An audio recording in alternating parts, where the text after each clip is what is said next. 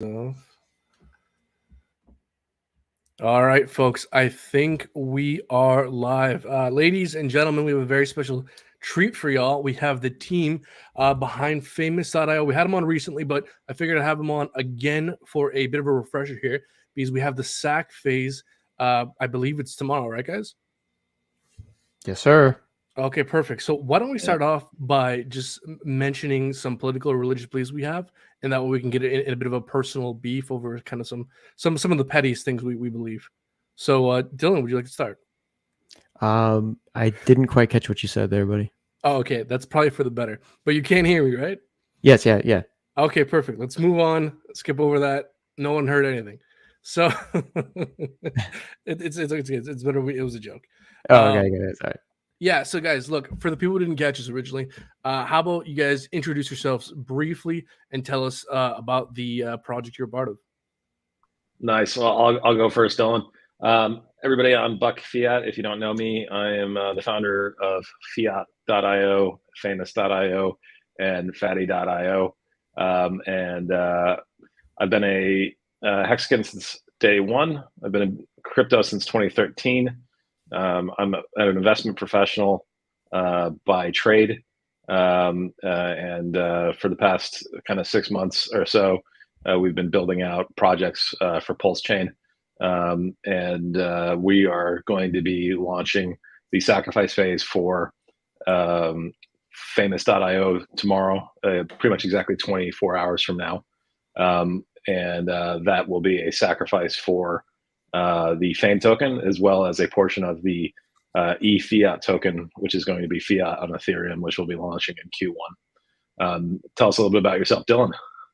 My name's Dylan, right? I've been in the crypto space since late 2017. I actually watched Bitcoin top that night in December. I don't remember the specific date, but I went to bed and it was 19K. I woke up and it was 17K. I'd been hooked ever since, right? Found Richard through one of his YouTube videos where he was interviewing Roger Ver, and they got into a very heated debate, and Roger Ver ended up flicking Richard off on camera, and then he ended the stream, and that was the funniest shit I've ever seen in the crypto world at the time. So kind of stuck around watching Richard for a while. Watched him throughout his journey building HEX and everything. Participated in that on the first day, claimed my Bitcoin, all that good stuff. Really liked the community and decided to be an admin for Richard. And I've been doing that for, I don't know, like a little over a year and a half now. So, been around the block, been in the trenches, helping people, defending the bears, right? So trying to keep them out of trouble and out of the fire, in these bull only chats, right? So, but yeah, man, that's my little HEX journey. So. Right on. Well, let me tell you guys in the audience why I'm personally excited to have you guys on. Look, guys, my whole thing and the reason why I started this channel is an attempt to find financial freedom. And something that took me a long time to learn, and I unfortunately had to learn it the hard way through making a lot of mistakes, is frankly, there's so many traps when it comes to trying to find an investment opportunity that has the potential for outperforming the market. And really what you got to do is you got to find a way to get in early at a good valuation into something that's addressing a large total addressable market with the ability to actually pull it off, either due to a track record of success with the team, with the niche, with the narrative, with the idea that it's in, and the potential for there being a community behind it as well. And while it's an open question as to whether or not any new protocol will succeed or not, I think there are a lot of those potential ingredients necessary to find kind of a home run play within here. So that's why I'm excited to have you guys on. That's why I'm excited to learn to learn more. I see a couple people. Shout out to Motley and shout out to Night Ghost mentioning my glasses. Just gonna say, folks, I've been staring at screens for days, and so my eyes are a little tired. So forgive the moon glasses here. So so guys, look, that's why I'm excited to have you on. And so why don't we start to delve into what's going on with Phamous here? You mentioned Buck, that the sacrifice phase is roughly in 24 hours. So is that 3 p.m. Eastern Standard Time, December 9th SAC phase. Is that correct? Yeah, spot on. So 3 p.m. New York City, noon for you guys in Los Angeles, 4 a.m. in the morning for you guys in Hong Kong and Singapore. Apologies for that. 8 p.m. London, 11 p.m. Moscow, and 7 a.m. Saturday for those of you in Australia, in Sydney, where I am. Do you guys plan on being multi-chain? So is Fiat and Phamous going to be both on ETH and PulseChain? Any other chains? Like how could you explain the how multi-chain we're going to be here? Well, that gets into the expectation of work from others. I think it's desirable to go where there's economic demand for your protocols. So I'll say that we will launch Fiat on Ethereum. That's happening. And we will launch Fiat on PulseChain. Phamous, we will launch on PulseChain. But we'll probably just leave it at that for the moment. Because I don't like making promises ahead of time for things. But yeah, in general, it's definitely advisable in life to go where the money is and where clients will have demand for your product. I think that's good general advice that we can all follow. Right. Now, since you guys are in the kind of DeFi space, decentralized exchange space, I wanted to ask you guys a question about a topic that I've come to be.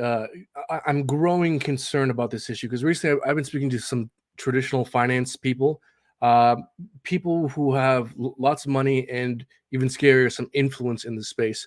And it's a lot of Bitcoin people who have grown extremely used to the idea of only being on centralized exchanges. And with the advent of a lot of new regulation entering the space, there's, I believe, a growing narrative that decentralized exchanges might be regulated out of the space, and that moving forward, it's only going to be centralized exchanges that are allowed to be, participants within the crypto space. Do you guys view that as a big risk? How do you guys view the risk of potential regulatory uncertainty, making it more difficult for decentralized exchanges to be a thing? So one of my favorite maxims in investing is the horse you want to back is self-interest. And I think that's so basically what that means is that there's always people out there that are going to want to try to reshape the game to their personal interest.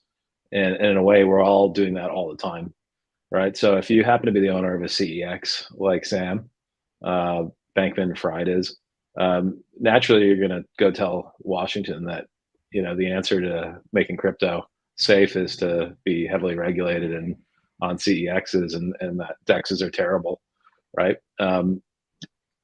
Those guys unfortunately have a lot of money, and they're the most prominent people in crypto. But that's why collectively, as people, as individuals, but as a movement, we need to be very loud and actually make sure that we are heard as well. That DEXs and DeFi are actually a superior way, and in reality, probably the second most important invention in crypto after Bitcoin. In reality, I think Uniswap is the biggest game changer that we've seen in crypto in 10 years. The idea that you can basically swap a token without any counterparty risk, 24 hours a day, anywhere in the world, you can list a token. It's an amazing thing. This takes tens of thousands of people to do in the real world in traditional finance. So I'm not surprised if you're speaking to TradFi guys, which I, in full disclosure, am absolutely one of them, and have been in TradFi for 20 years. I'm not surprised if those guys would like to basically stay relevant and kind of force this down that route. But we need to push back on that because I do think DeFi is really the coolest thing to happen to crypto in the past decade, and it's ultimately looking to disrupt what's been a very cozy, gate-kept industry. Finance hasn't changed that much where in the past 20 years the way brick and mortar has been changed by Amazon, or other things. Finance still kind of operates like it's the 1980s in many ways. So Yeah. I'm not surprised that that's sort of the thing, but we need to push back on that. And then ultimately, what I think happens is we'll have a hybrid model where there will be heavily regulated CeFi options for people that want that when they want that, and then there will be DeFi options for people that prefer to be on DeFi most of the time. And I think that's the harmony we need to push for. And I think ultimately the thing that gets me excited about this is young guys like yourselves, because fundamentally you guys are digitally native. You didn't grow up with typewriters like I did. You never had to change the ink on your typewriter, or go to the post office to send your grandmother a letter, right? So this stuff already makes sense to you guys inherently. Whereas the baby boomers that are writing policy through the fullness of time will disappear and be replaced by guys hopefully my age or a little bit not too much older than me, or even your age, pretty soon. But that's the disconnect we have currently. Right. And one thing that gives me hope as well is the fact that the world is multi-jurisdictional. Like if the West, or if the United States specifically, tries to come up with some overly burdensome regulation, but maybe Portugal, some other countries that are more crypto friendly aren't doing that. Well, all of a sudden you have a dichotomy in the ability to compete, in these different economies. And so I think as long as there is an element of censorship resistant, it's going to be hard for regulators to create too overly burdensome regulation. But we'll see. I thought I'd bring up that question because that was one concern I've had personally, where I think this is going to become a growing narrative, where I know for a fact that TradFi people getting in crypto who are talking to at least local regulators are very pro the centralized exchange route. And that was also a question I had from a community member as well, where, I told them about Phamous, the decentralized leverage, and they thought it was a great idea, but they said, look, I'm scared about regulation and what they're going to do decentralized exchanges. So ultimately, it is a risk factor. It's unknown. We don't know. I don't think the regulatory uncertainty is to the extent that it makes sense to not be a participant, but it's ultimately an open question. I think it's to every individual to decide where exactly the risk tolerances lie there. Right. So more specific to what we're doing on that, because I kind of approached that from a 10,000 foot view, but more specifically to what we're doing, you can't stop it. It's you can definitely hamper it, you can slow it down, but you can't stop it. Right. It's still going to be on the chain. You can have endless websites, front ends held run on IFPS. We're an anonymous team. I speak 5 languages. I have multiple passports. So do the team members.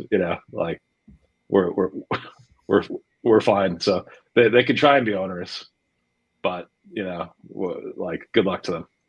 What I mean? So I'm not too worried about that. Yeah. And also I think in our little niche on PulseChain, we're going to be well under the radar.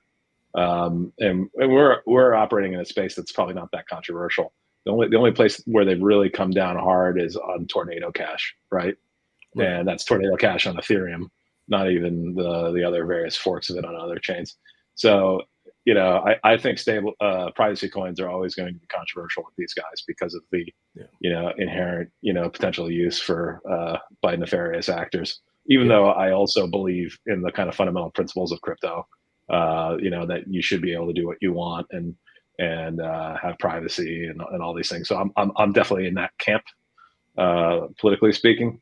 But I also pragmatically understand that those are the things that are going to always be targeted first and foremost. I don't think the government, a democratic government, is going to be in the business of trying to hamper people from producing useful DeFi applications. Especially once they know what those things are.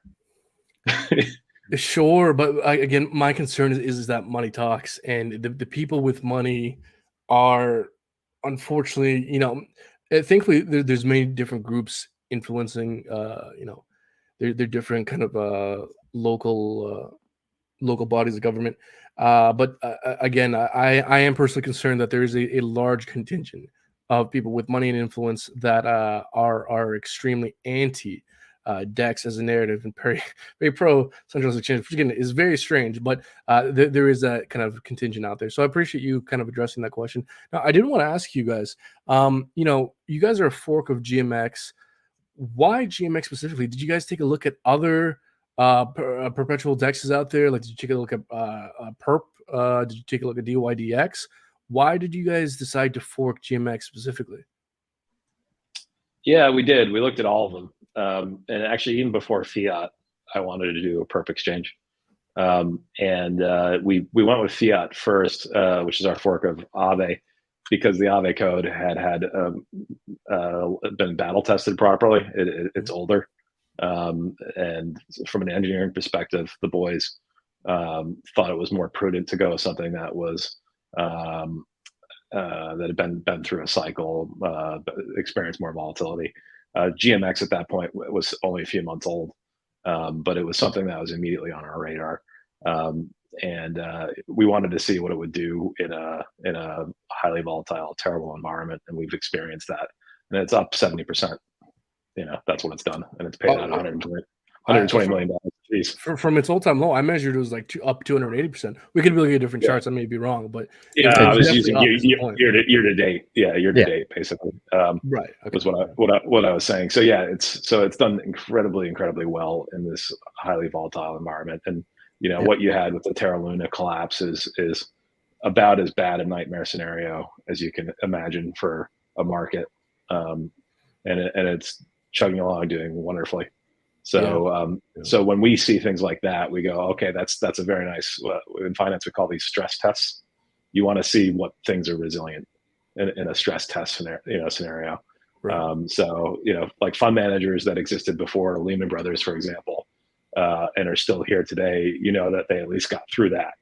Whereas if you're a new kid on the block, we don't know. You might have had 3 good years because crypto was up only, but then you're like SBF is kind of who I'm talking about here, Alameda. Everybody thought they were geniuses, but then when things go pear-shaped, you find out that really they were just super over leveraged, investing irresponsibly, and when it stops being an up only market, they just get absolutely annihilated, right?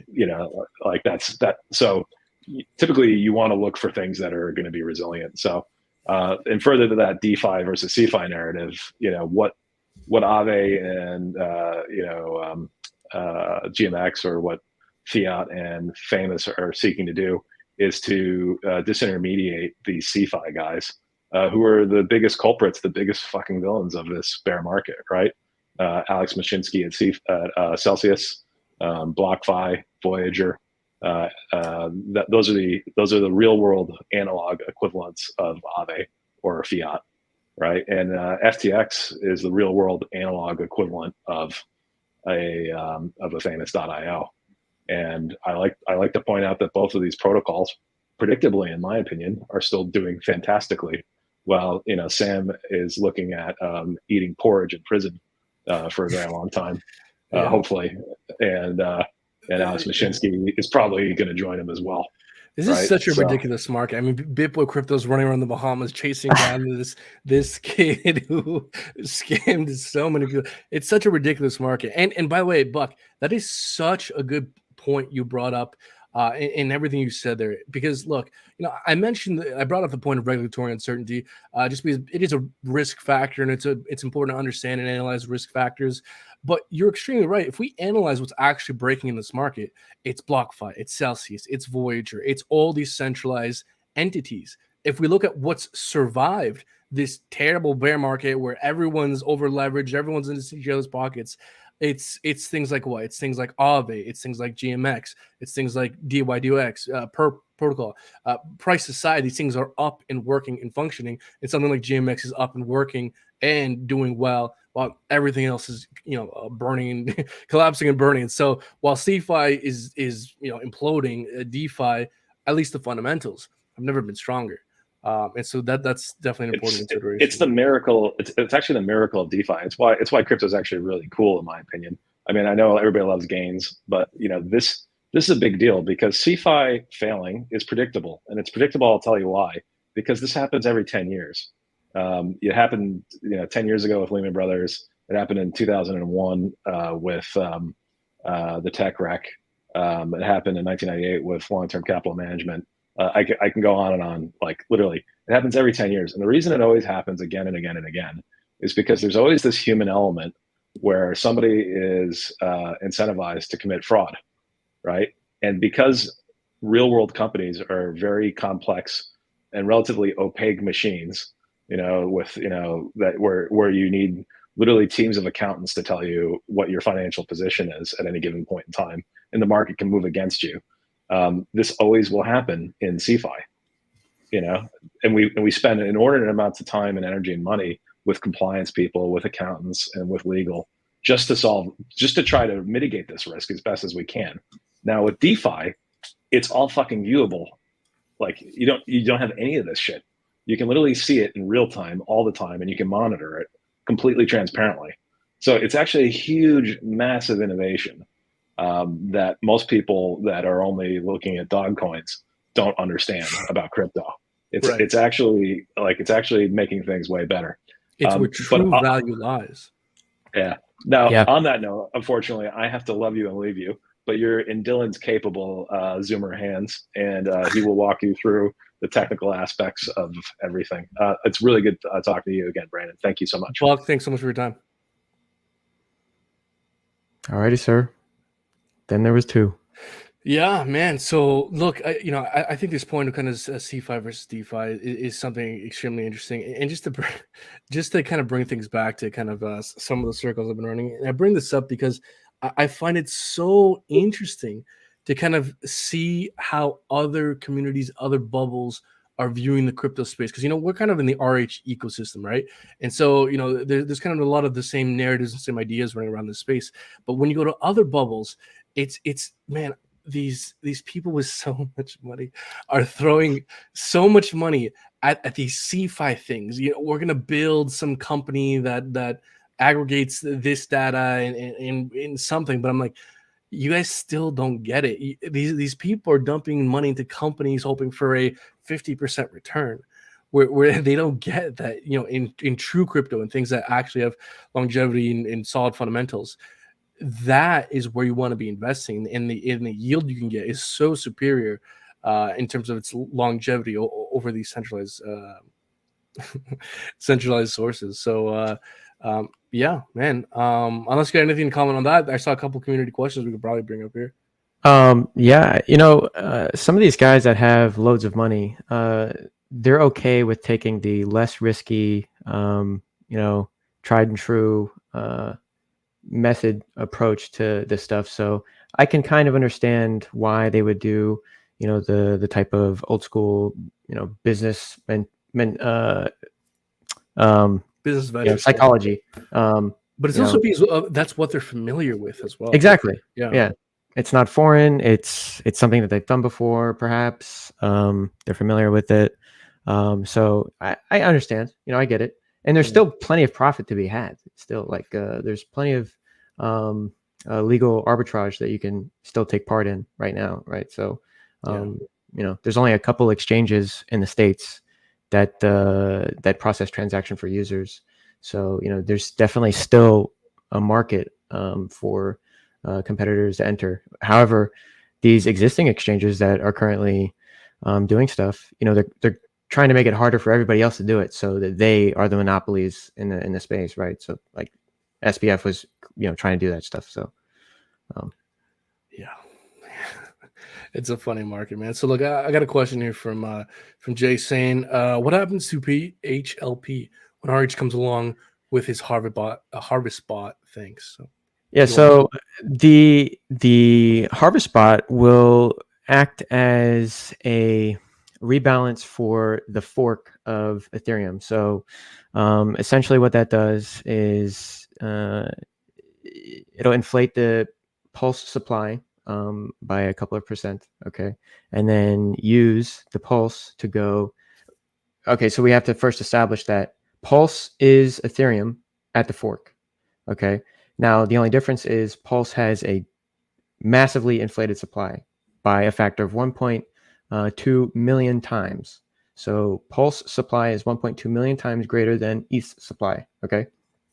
And the re-ratio bot will go to all the liquidity pools and fix them to match basically the market cap of Ethereum from those, like in respective of those pools. So like if you wanted to derive a hex price for when this fork actually does happen, with this math in mind, you'll be able to gather, okay, since hex price is, I don't know, 0.0002 ETH right now. So 1 hex is, that price of ETH. You multiply that by 1.2 million, you get a price versus Pulse at the fork because of the harvest, and it moves all of that liquidity over to PulseX. Okay. And it'll be around like 30 pulse per hex or something like that. That's probably what it'll look like after the harvest bot. But this person is asking what it will do to the PHLP. Well, since Phamous is probably not going to be on Ethereum at the time, this has no bearing on the fork. The harvest bot will not even be able to interact with this protocol at all because it won't exist. It's post fork. Yeah. Exactly. Yeah. This will be, the plan is, Richard launches Pulse, and then, this goes live on Pulse. We're not really looking to go on Ethereum at the moment. Like, the only thing that will be on Ethereum, if Richard doesn't fork it before, early Q1, let's say, Richard forks it, in March or something, right? And Pulse launches in March. Fiat will probably be live on Ethereum. Okay. And, that will fork over. You'll probably see those coins get harvested. But, we kind of have some things that we'll do in preparation of that. So to kind of protect the users' funds and stuff, kind of wind down what people are doing and stuff, like basically to limit that harvesting from going on for those free coins or something like this, right? But yeah, so that's something you can consider, I guess. But the PHLP, that won't be affected by the harvest spot. So okay, right on. Another question here from Jay as well. Wait, is that the same one? That is the same one. That's the same one, sir. Oh, how embarrassing. No, this is the one I wanted to bring up. From Night Ghost, Brandon asked them what the use case for Fame. What does it do? So, Fame is a token that you can stake and get a share of the fees on Phamous. I believe it's 40%, right? Sorry. Yep. So if 100% of the supply is staked, 40% of all the fees go to the stakers, right? So it's like a sliding scale. But yes, essentially, the fees that are accrued on the platform, if you're staking Fame, you get a portion of the things that are being traded. You'll get like on testnet right now, we have Pulse, PulseX, Hedron, HEX, USDC, the loan token. And so you get paid, the fees you get paid in, is it in Phamous or is it in a little bit of all the coins that are listed on Phamous? It'll be the coins that are listed on Phamous. So, the token itself, Fame, doesn't inflate. It's, 55 million coins, and that's it, right?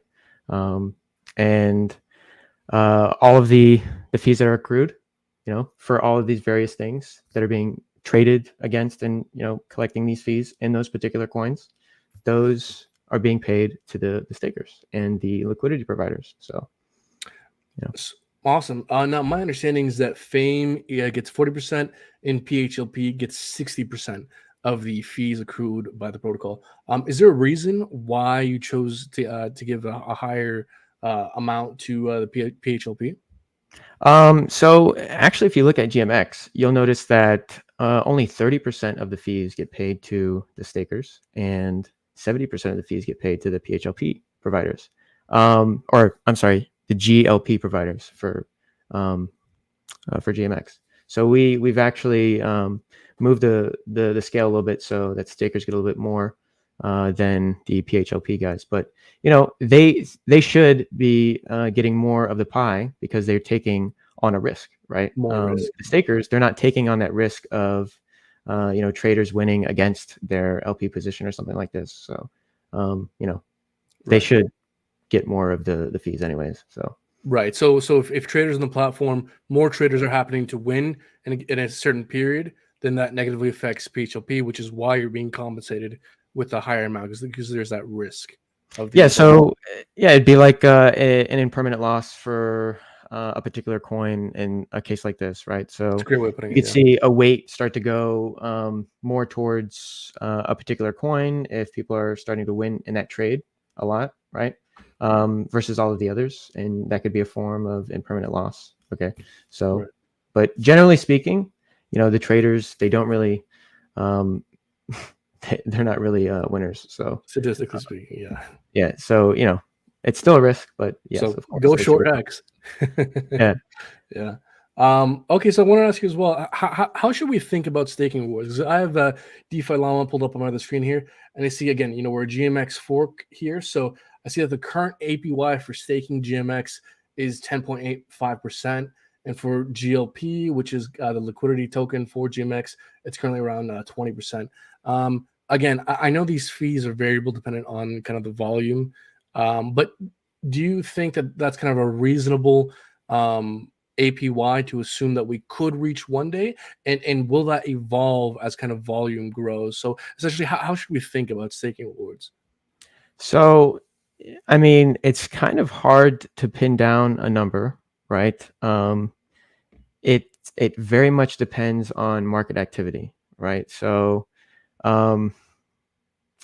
it's not something that I can give you a definitive answer on, because it really depends on if PulseChain is successful, if lots of people use this stuff, if there's a lot of open P&L or open positions, open interest. I mean,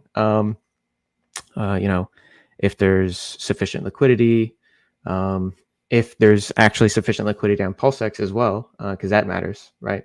How does it matter? Because if the market isn't efficient, you can assume that there won't be sufficient liquidity on Phamous anyways, right? So like if PulseX doesn't have sufficient liquidity, we can assume that PulseChain is not doing very well, and that's one of the risks that we have in general, is just PulseChain being a flop, right? We don't want that to happen. Obviously, I don't think anybody wants that to happen. But yeah, I mean, that's potentially a risk, right? Right. But yeah, these APYs, like some of the APYs that you see on testnet for some of these things that we're doing, like the version 2 of the Fiat testnet, currently right now is paying, let me see, is paying 22% APY for a depositor if you just deposit PulseX, right? And a borrower is paying 108% APY to own that debt.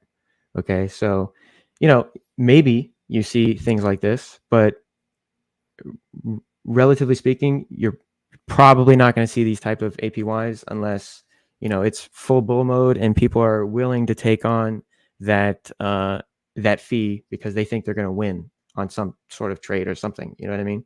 Right. So, but I mean, it's actually pretty bullish that GMX is having those type of APYs in a bear market. So that's actually not really bad at all. Yeah. Oh yeah. I was hoping to try and find the kind of the volume it's currently experiencing. I wasn't able to find that. I was able to find TVL, which is currently at $500 million, which again for a bear market, pretty impressive. Yeah. Okay. So let's talk about SAC and kind of tokenomics here a little bit further. You mentioned that it's going to be max supply 55 million. Yep. So are you guys looking to raise a max amount? Will there be a limited amount of time in which you can sacrifice? Let's just go in more detail about the sacrifice itself. Sure. So there is we have ours structured to kind of be a little capped. right? So there's a pool A and a pool B. Okay. Pool A is like where we're probably going to stop it, right? But if we raise a shitload really fast, then it'll start to bleed into pool B. Now, if you sack in like the first 10 minutes, you'll get the best rate. You'll be participating in the magic minutes. Is it the first 10 minutes? Because I heard someone else it was 2. First 10 blocks. I'm sorry. 10 So blocks. the first Okay, yeah. about 2 minutes basically is the window you have basically. So for a superior rate, for the best rate, yep. Which is what rate would that be? So because I heard multiple numbers. Yeah. So if you look on the GitLab, it should be around. So say you've sacrificed $1, you'd get a multiplier of 4. So $1 would get like 4 points or something like this. So. Okay. So that's a big deal. So for the people interested, you're essentially saying here that December 9th, 3 p.m. Eastern Standard Time, there's going to be a 2-minute window where the people who sacrifice during the first 2 minutes, or essentially 10 blocks on Ethereum, they'll get a 4x multiplier. So yes, and it'd be proportional. So we're probably expecting that to get full pretty quickly, right? And it bleed into the next tier. Okay. And if that does happen, it'll just be like, say you sacrificed like $100 or something, right? And there was a total of $1 million in that those first 2 minutes. Okay, so since it's 500K in that particular pool, it would be divvied up where your portion, you would get half of that great rate, right? Because it would be proportional based on the amount. You get what I'm saying? Okay, yeah. So that 4x multiplier is given to a 500K pool, and if there's Precisely. if there's more than that, it'll basically be like an average, proportional. Or yeah, it'll be moving up your average. I guess you could look at it like that. Okay, I see. And so then whatever the amount that ends up being raised, there will still be 55 million tokens in total. Yep. Okay. All right. And at time limit, just to be clear, is there a time where we're going to close the raise, or? Yeah. So say we don't reach our cap of the first tier or something like this. What is that cap? I believe it's like 10.5 or something like this, right? 10.5 mil? Yeah. Yes. Yep. Okay. And since we are planning on launching eFiat on Ethereum, and most of these funds will just be TVL for eFiat, it'll be closed before next year, most likely. So less than a month. Okay. Right on. Yep. And the team, they reserve the right to close it whenever they want. So it could be, it could close the same day. It could close a week later. We don't know. It remains to be seen, right? So I got you. But will there be a specific sacrifice page? Because I'm on the Phamous.io website and I don't see a tab for sacrifice. Will there be that tab, or am I just looking at the wrong place? Yeah, so there should be a counter up there somewhere on the site. Let's look. Let's pull it up here. Okay, while Dylan is doing us the kindness of pulling that up, folks, if you want to like, subscribe, and share the stream, I greatly appreciate that. And folks, follow Dylan on Telegram and on Twitter. Let me see if I can pull up your Twitter handle. And guys, follow Phamous.io on Twitter as well. So Dylan, you have that? Yeah, so I mean, if you just go to Phamous.io, it literally just has a big countdown in the center of the screen. It says SAC will begin at Friday, December 9th, 2022. I'm gonna share my screen because I think I'm just all messed up, and I'm hoping that you can fix it. So I'm looking here at Phamous. All right, so you're on testnet.phamous.io. That's the app. So that's where I messed up. Yes. So if you go back to that URL and you just type phamous.io, you'll see what I'm saying. All right. Phamous.io. And again, I think this is worthwhile that we go through this because again, people get all nervous when Yeah, SAC they time comes around and stuff. start shaking and shit. Yeah. Yeah. So There you go. there we go, folks. Phamous.io. Don't be like me. Go to the official website, and then here's all the information. So okay, something to note. They're using a Genosis safe wallet. So if you're on another one of these EVMs, do not send to the Ethereum address. Wait until those respective chain addresses are published. Do not do that. That will not be counted. If you're on BNB and you decide to SAC to the ETH address early and you don't listen, that's not going to be counted. So don't do that. Those funds will get stuck and lost forever. So don't do that. Okay, so that's a great point here. So folks, if you're sacrificing with Bitcoin or an EVM chain, so a chain that is not Ethereum, you're basically gonna have to wait 15 minutes after the ETH SAC address is revealed to SAC using other chains. Is that correct? Correct. Yep, that is correct. Yep. Okay, right on, folks. So it's all there. Yeah, right on. Now let me take a look at my questions sheet and see what I'm forgetting here. Oh yeah, to go back to the platform here, we can take this page down. I wanted to ask you something about PHLP, just get a better understanding of how the protocol works. So, you can deposit your crypto, let's say HEX, for example, and get PHLP, right? So I don't know if it's like one HEX for one PHLP. Is that kind of how it works, or so if you go to the, we can go through an example right here if you want. I can share my screen. Sure, please do. All right, let me share my screen. All right, so here you can see the dashboard. I'm gonna refresh it. Okay, so if we go to earn, and then we do provide liquidity on Phamous. Okay, now this is how you get PHLP. This is how you provide liquidity. You'd essentially be buying PHLP with these respective currencies that are available, that we have available, right? Mhm. So in your example, you wanted to know if we bought with HEX. I don't have any HEX right now, but I can go get me some. I can go get me some real quick. And let me tell you like where this is coming from and why I bring this up. I bring this up because I'm curious. Let's say there's a moment where there's a lot of traders taking a lot of leverage at one particular moment, and you happen to want to withdraw your PHLP. What I'm getting at is, are there moments in which your PHLP is locked and unable to be withdrawn if there's currently a lot of leverage being used on the platform? Or can you withdraw? Like it seems to me like there would have to be some kind of period in which you cannot withdraw your PHLP. Am I understanding that correctly? Or are there lockup periods, or can you essentially withdraw PHLP whenever you like? So that's a great question. If you look on the dashboard of Phamous, you'll see like what all I can redeem.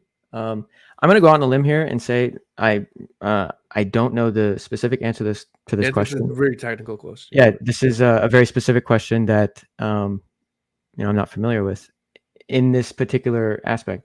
But I'll go out on a limb here and say that since the actual user deposits are being used for the leverage, it's same thing like fiat. If somebody is borrowing some of your coins, okay, on Phamous or fiat, and a lot of it is being borrowed, you'll be getting paid handsomely for these positions that are being opened. But it might be, you might not be able to get everything out at that particular moment, but as soon as they pay off or close their position and stuff, it's free game, right? But there is something interesting that you could do in that situation if you are a market maker and you realize that somebody was opening a very large leverage position. Okay, something you could do is you could deposit your PHLP onto fiat. Okay, borrow against it and trade against that person. And since you are the liquidity provider, you would capture their liquidation. The liquidity providers on Phamous, they get the liquidation the assets that get liquidated, those go straight to the PHLP pool. Those don't go to the stakers. So something to keep in mind. I did that actually last night on testnet actually, and I liquidated Eric Wall. I liquidated some longs. This was at $6.4 million of long positions last night, and I liquidated about 3 million of those. So, Well, there you go. So you're rolling in it. Yes, sir. So, yeah, and like currently right now in testnet, we don't have the PHLP able to be provided as collateral yet on Fiat, but that will be a thing at some point. And if you do that, you'll be able to move the market and against over leveraged positions, right? If you see a one-sided trade happening on this stuff and you are the market maker, you're more than capable of moving the market against that one-sided trade to kind of level the market out. You know what I mean? So yeah, and also just to give you guys, the viewers, a sense of what's possible here. I'm looking at GMX analytics. In the time that GMX has been live, there's been just under 100 million in total fees collected by the protocol. 95 million, 95.6 million. So that's quite a lot, because GMX has only been out for what, 3 months roughly. For about since I think October of 2021, so just a little over a year. Oh, okay. There we go. And that's only on one chain market as well. So it's on 2 chains right now, and that other chain, Avalanche, right? Yep, and that other chain, they've gotten about $20 million of fees. So it's combined about $120 million in fees, and that's that's cash flow. That's not inflated token. That's tokens that they're being traded on GMX, right? So that'll be the same thing as tokens being traded on Phamous. As these are traded, these are the fees you'll be getting paid as a staker, right? These are the fees you'll be collecting as a staker of the Fame token and stuff. So yeah, and look, man, I'm incredibly excited about this space, because look, these different a lot of these different decentralized trading platforms, they're relatively new, a year or two old. Perp, DY, DX, GMX, these things are relatively new. We're in a bear market. The total market cap for the spaces, I fell under $1 trillion. I think it's at like 800 billion, something like that. I can perhaps check real quick. But the point is, look, depending on who you look at and who you believe, just to take an example of a popular person, Kathy Woods from ARK Invest, she still maintains, she said this recently, that she believes in a $1 million Bitcoin by the end of the decade. Now, that might be a little bit optimistic, but the point is, maybe a $1 million Bitcoin could be the case 10 years from now, 20 years from now, whatever the time might be. My point is that everyone in crypto clearly sees a thesis for this space being a multi-tens of trillion market cap space sometime down the road, whether it's 10 years from now, 20 years, 30 years from now. We all see a case for that being the case. And if Bitcoin's at 1 mil and there's 21 million Bitcoin, that's a $21 trillion market cap for Bitcoin alone. There's many people who believe that Ethereum by itself could flip Bitcoin in terms of market cap because of its greater utility and superior tokenomics at this point. And so then what? ETH's at whatever 25 trillion plus the entire space. I mean, there's a case for a decade, 2 down the road, whatever, this being $100 trillion market cap space. And so my point is that we're in such early stages of this market, where if you can find a couple DeFi things that stick around and have that potential for longevity, there's so much potential down the road. And so I could see a case where if you can find some DeFi product that manages to stick around over time, that can be insanely profitable down the road. And so yeah, man, look, this is why I appreciate you kind of being willing to at least hear some of these technical questions, because it's important, because some of these technicalities is what kind of differentiates what will have longevity and not. And so I want to risk asking another perhaps too specific or too much of a technical point. If you can't answer, that's fine. But I remember my early days as a trader.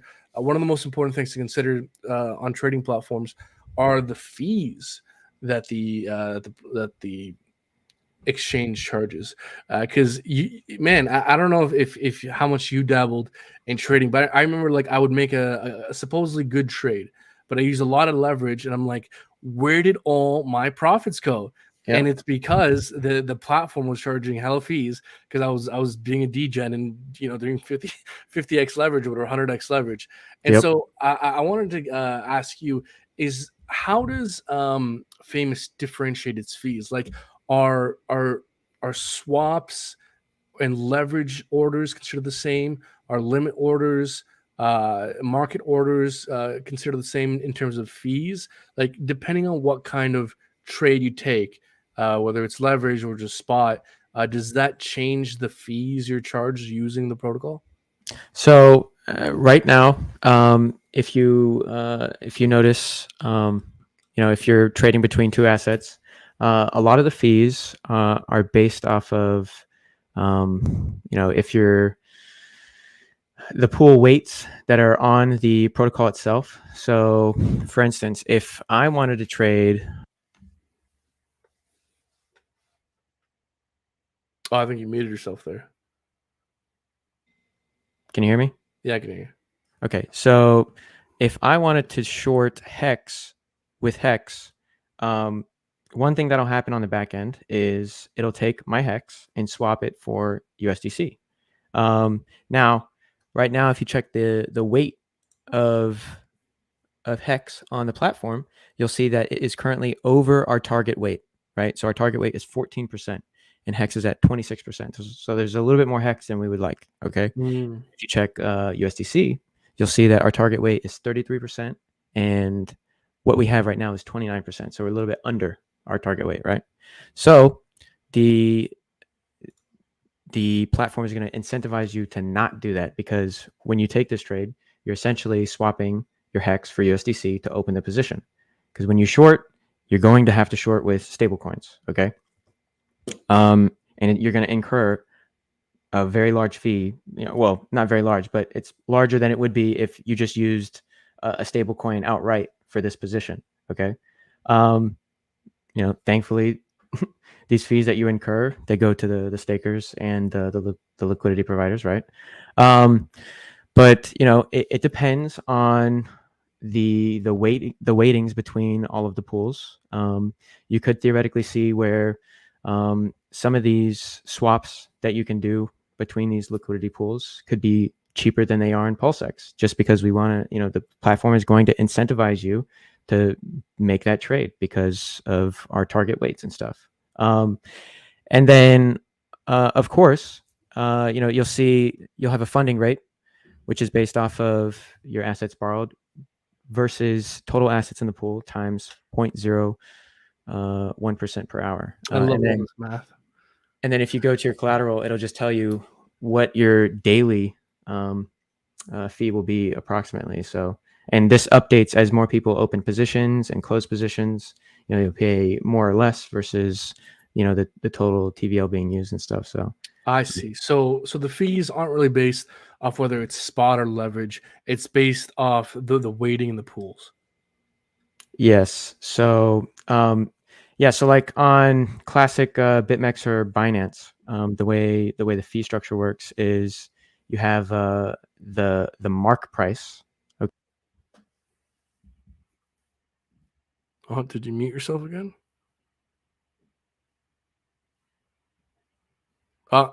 Yeah, you don't. I don't see the mute, but your audio dropped off.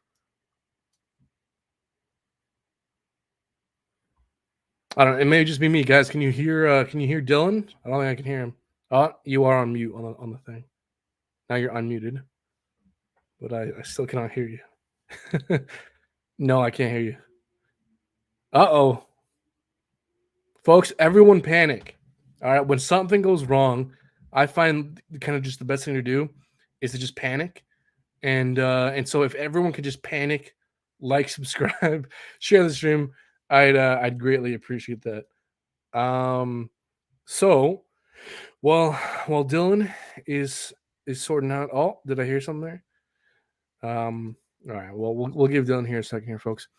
While he's sorting out the technical difficulties, if you guys got any questions, let me know. Hex Machine saying can't wait to bait the haters into shorting Hex.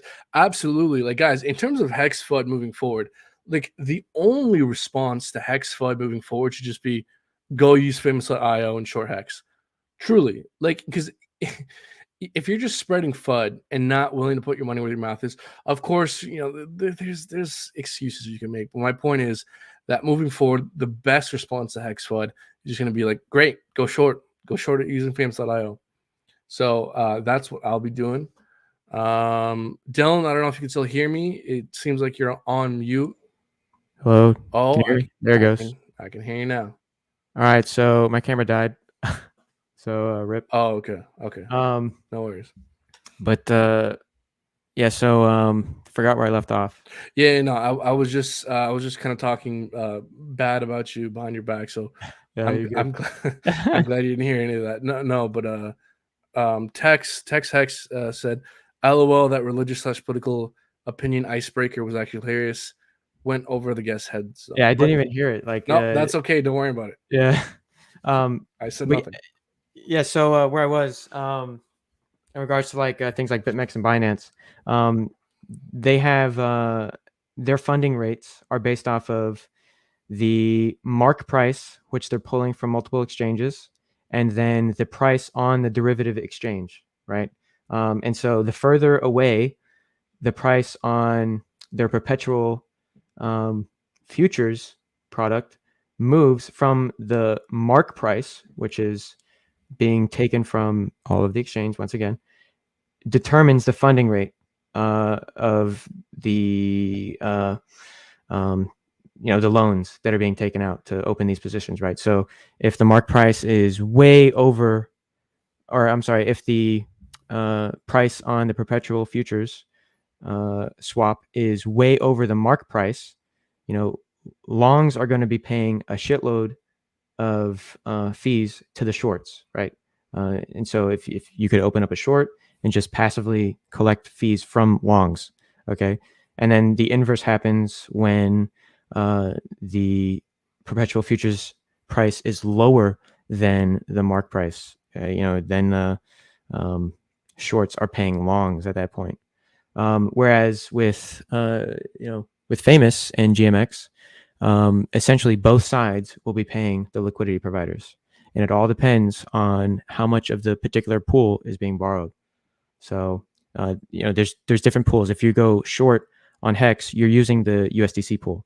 If you're going long on Hex, you're using the Hex pool, and all of those have different amounts you can go and leverage up on. So like the amount of positions currently on testnet is limited. So you can only go short Hex with $2.5 million max right now, and I think you can go long Hex with only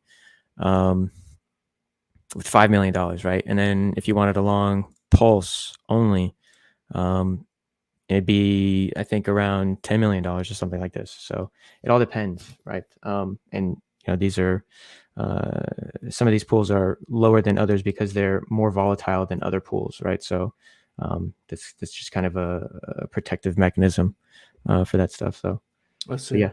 Why did you guys settle on 30x leverage? Because correct me if I'm wrong here, but it seems like GMX offers up to 50x. Is there a reason why you guys settle on 30x? I think I guess you could say that we really don't want people just aping into this shit, like with that insanely high leverage, because it's probably not the best idea for you to do, and it's just more risk that you're taking for these volatile assets, right? So Ethereum or like Hex moves around double-digit percentages quite often, whereas something like Bitcoin or Ethereum, they don't really do that. So having that excessive leverage is probably not the best idea to do with that stuff. You know what I mean? Right. Like it limits the wild wings. Yeah, exactly. Yeah, I got you. Oh no, like that makes sense. That makes totally sense. Yeah. So do you guys plan on having any audits, safety audits? Yeah, so currently for Fiat, that's currently in the audit process right now as we speak. And then before Phamous goes onto testnet, or I'm sorry, onto mainnet, right, for Pulse, we'll be doing audits for that as well. So Have you given any thought towards a bug bounty program? yeah, I mean, if you once this code is public and stuff, I don't see why that couldn't be a thing. I don't know if there's talks of an official one at the moment, but that's a great idea anyways. Yeah, sure. I I think so. I could definitely bring it up to the devs and everything. We had like I think Buck mentioned one time in one of the chats, if anybody finds anything wrong with Phamous, like he'll give you a some like a prize or some shit. So I don't know, maybe there can be an official like way to do that or something. Okay, right on. So, look, man, in terms of the SAC phase here, is there anything we missed? So, if you just for mine here, famous.io, it will be Friday, December 9th at 3 p.m. Eastern Standard Time if you want to sacrifice. Is there anything, a part of the sacrifice that we haven't touched on yet that we should? Sure. So there is a volume bonus for people sacking over 100K. You would get a 5% bonus. If you were a fiat sacrificer and you sacrifice with the same wallet that you sacrificed fiat with, right? You'd be able to get a 5% bonus up to the amount that you sacrificed for fiat. So say, you sacrificed $100 for fiat, you could get a 5% bonus on $100 if you sacrificed from that same address with Phamous, right? But after that, it would just, it would just be the normal rate and everything. And then if you did, catch the sacrifice for fiat, you just get a 5% allocation of the 5% of the Fame token will just be airdropped to the fiat SAC set as well. So we're really trying to take care of the fiat guys. So we appreciate what they did. So there's that. The magic minutes, pretty cool. It should allow everybody that's there on time to be able to get their transaction to go through and not have any issues. This is probably not in my best interest to give you guys this alpha, but before you send the transaction, just turn up the gas a little bit, and you won't get stuck. Right? I cranked that baby up real big on the the fiat SAC, and I was in before that that big boy sacked and closed the pool essentially in like the first literally the first couple of blocks. So, but how much did Fiat raise? So Fiat raised about $1 million in like 5 minutes, and then we closed the SAC 4 days later at like 3.66 million. So it was relatively quick. So Phamous is a little bit bigger. We think we need enough TVL for Fiat, right, to launch on Ethereum, because it'd kind of be really shitty to go to a bank and you want to get a loan for $1 million, but they only got $5. That would really suck. You know what I mean? So Yeah. So yeah, I mean, what cryptos do you guys accept? So like right now, if everything goes to schedule and Fiat does launch on Ethereum in a timely manner, probably things like obviously HEX, right? We'll have things like Ethereum, wrapped Bitcoin, a couple stable coins. You probably see something like Hedron on there. As there's coins that we notice that have good trading volume, good activity. The devs will decide to add those or as they see fit. So it all depends, right? But you're going to see the blue chip stuff on Fiat right off the bat, obviously, right? So okay, and so just to be safe, for the ETH mainnet SAC, you'd probably be safe with things like ETH, USDC, HEX, probably go to when it comes to sacking. Yeah, so I mean, something to point out, if you notice with the Fiat SAC set, none of that hex was sold. Actually, a lot of it was staked, and the Fiat SAC set held the ETH that it had, and it deposited stables on Aave and collected a little bit of interest on all that stuff.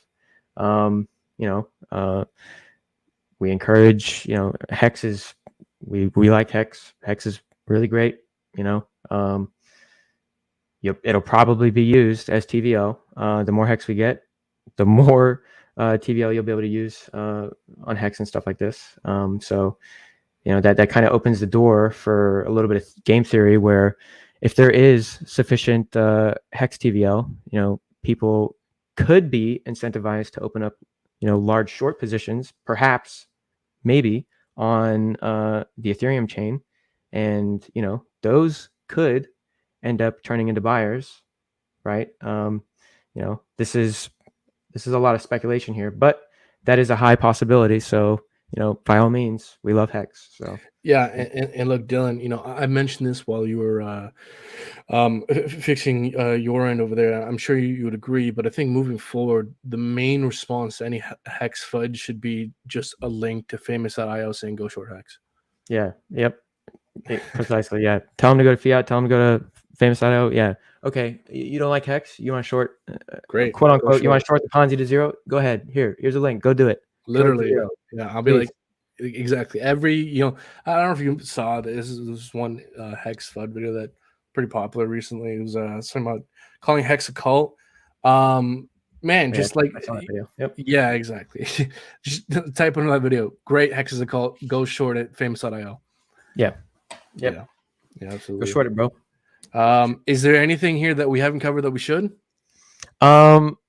There's some cool updates with Fatty that we've been doing. I don't know if you are aware, but Fatty.io is available to the public now.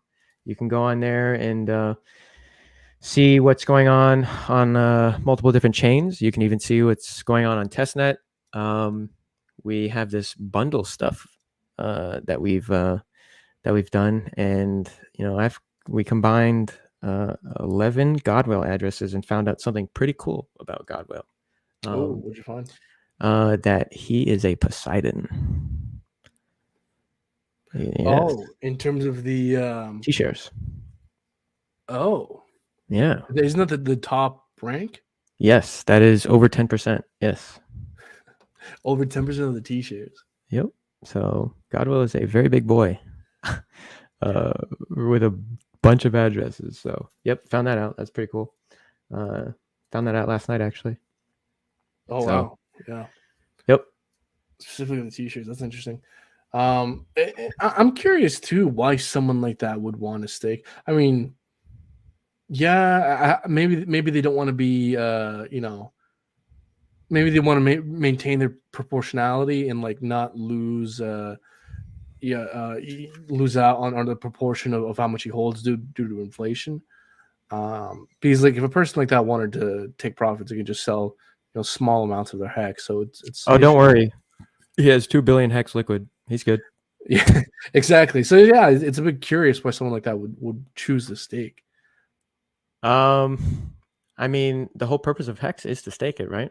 Yeah, so. but like when you're that big a whale, you don't necessarily need to, unless someone like that is staking on purpose in order to purposefully lower the APY. That way, the APY goes to an entity that is more likely to hold, and not smaller players that are more likely to sell.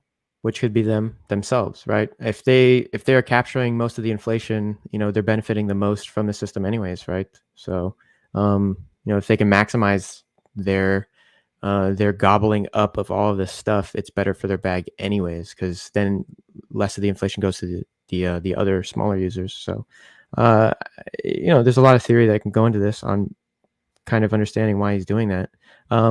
But he's using it as it's designed. He has a pretty nice ladder between all of these wallets. It's actually really nice looking. So he's using it as designed, right? He's got a lot of big ass stakes that are pretty far out. One of his bigger ones that is ending in 37 days is 500 million Hex. So, keep an eye on that one. that is a Godwell wallet. So pretty cool. Right on. So let me ask you, man. You've obviously been in Hex for a long time. Part of this channel is part of the point of this channel is to kind of share some of the wisdom we learn along the way. So, I kind of wanted to ask you, you personally, what kind of narratives or use cases in crypto do you see having longevity? And kind of to add on top of that point, what principles have you subscribed to that have led to you finding success in this market? So once I started joining the telegrams in the Hex community, I stopped looking for places to because there was a period where I was just searching for info, right? And I was trying to filter out all the dog shit. For instance, there was this fucking YouTube streamer named Crypto Crew University in 2018. I don't know if you ever saw any of his videos in 2018, but like that guy should not have any sort of subscribers. I mean, that dude, his audience was catered to people that were like 5 years old. It was astounding that he was growing at all. But regardless, I was trying to filter out shit like that, right? So, at first I started with Reddit forums and stuff because Richard had mentioned this one time on stream where he would read the one of the hacker forums like every morning or something like that back in the day, and that's how he came across Bitcoin. So I was just reading on our Bitcoin, our Ethereum, our cryptocurrency, things like that. Trying to learn as much as I can about economics and being familiar with what the Fed is doing and things like that.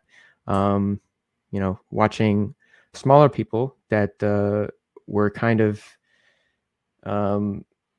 smarter and more meticulous with their approach to things. Dave Levine, great guy. He was wrong on a few things, but he's right on others. And his principles are pretty solid, and his style is successful for what he's trying to do, right? And Richard has had him on stream, I think twice. He's not a stupid guy. People like that. A couple of smaller different YouTubers. I never watched any of those mainstream guys like BitBoy or Ran or any of those. Congratulations. Yeah, never watched any of those fucking guys, right? I really try my best to stay clear of people like that. So, but then when I found the Hex community, okay, and I became an admin, and by the way, I became an admin to be one of the guys that were defending the bearish calls and shit. So bearish on Hex specifically, or the market in general? Yeah. So with Hex, in Hex trading, it's bull only, basically, right? But having that counter argument is really nice to have, and it's extremely important to be contrarian. Yeah, exactly right. So I became an admin specifically to try and mitigate people just getting perma-banned and shit, because I was watching that from the sidelines and it was just so fucking annoying. So became an admin like that. Gained a lot of respect from people that knew what they were talking about, and then started participating in some of these private chats with people that were extremely intelligent, and bouncing ideas off of them, learning a lot of stuff, and now I'm here. So it sounds like you went through an evolution of trying to find what narratives to listen to, but also who to listen to. And I think it's important because it's something everyone goes through. Like, before I started making YouTube videos, I was the guy watching these other YouTubers. Like, I remember watching BitBoy back in the day, back when he was shilling Pamp. Like, I don't know if you follow, but Pamp's been like a big issue for BitBoy as of recent, because he was like very paid to shill it straight up, and then he might have done some shady stuff by selling it, and it was a pump and dump, anyways, but I actually got caught up in that. And, you know, like just to kind of tag on top of some of the things you said, a lot of what I've learned is that, look, man, there's a lot of very knowledgeable people in the space, but at the end of the day, we're all human and we're all fallible in some way. And you can't take you can't take everything everyone says as gospel. You know, you should be open-minded to hear different points of view and understand that kind of different people have different perspectives and different levels of knowledge, but everyone gets things wrong sometimes, man. That's very true. Even myself, like one of the things I most regret looking back at this bear market is not acknowledging the signs that we were clearly shifting towards a bear market. Like, it's crazy, man, because like you see the signs and you know that certain signs, like we're starting to lose the parabola, we've been down a certain amount of time. There's always signs, but because I had like I had been going through like the last 2 years of nothing but up, you know, my perspective was tinged because all I'd known is like just 2 years of nothing but up, and you know, your psychology changes, your emotions lead your actions, and in your the market tricks you into thinking that, you know, there's still more upside, but you know, it's important to always follow the signs and kind of and make sure you learn the right lessons from the things you go through, man. So yeah, no, this is a crazy market.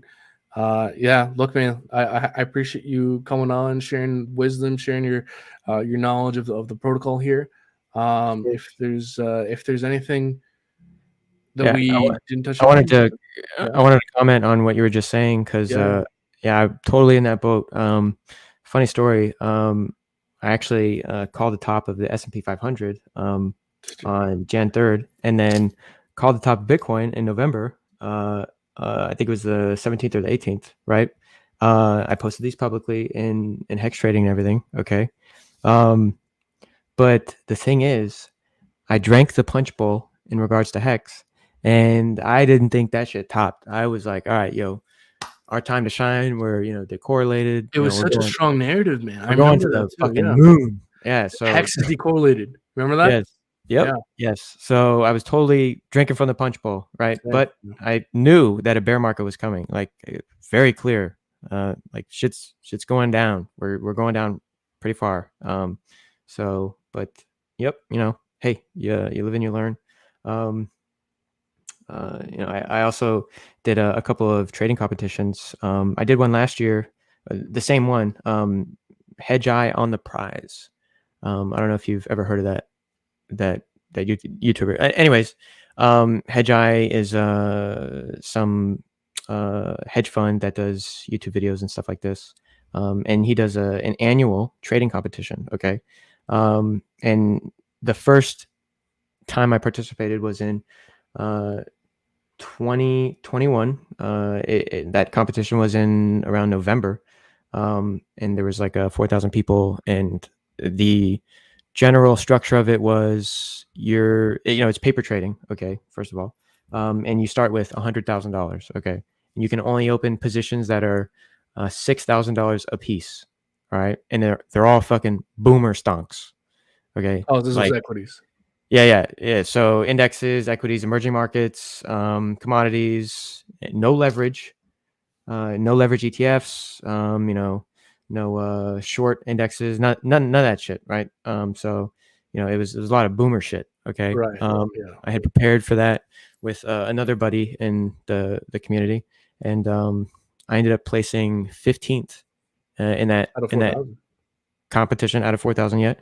And then this year, I actually won money for the trading competition because they accidentally added crypto, and I literally shorted the shit out of Luna, and you know, I made quite a bit of profit for a week, and I won like $200 for placing third for a week straight. So that's awesome. That was pretty Luna cool. Short was a gorgeous trade.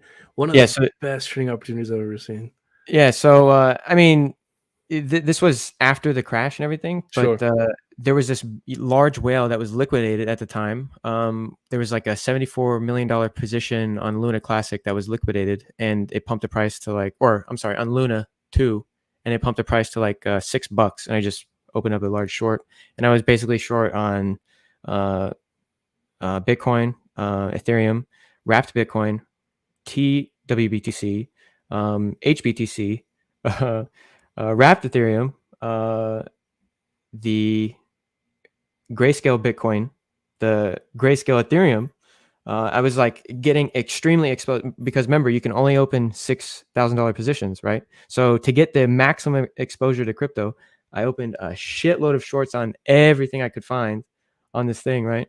And was basically short the market in November and September. So and wrote that down, and made my Jeep money. Yeah, well, there you go.